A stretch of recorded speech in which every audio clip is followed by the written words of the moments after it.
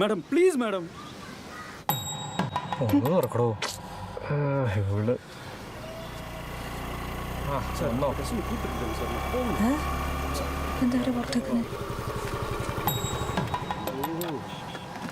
എടോ ഇതെന്തത്?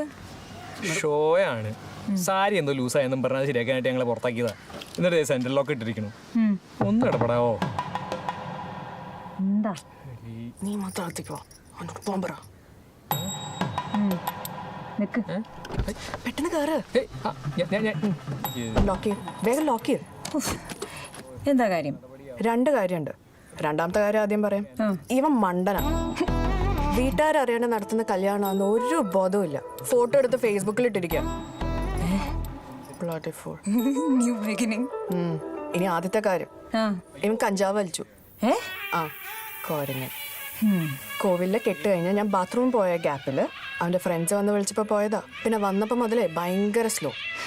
അവിടുത്തെ സ്റ്റേജ് ഇറങ്ങുമ്പോൾ പറയാ ഇത് തീരുന്നില്ലല്ലോ എന്ന്. ആകെ 3 പടി ഉണ്ടായിരുന്നുള്ളൂ.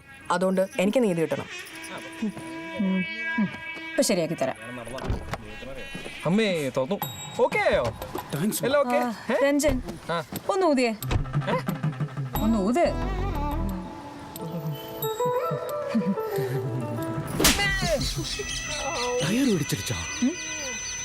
ഓക്കെ അല്ലേ?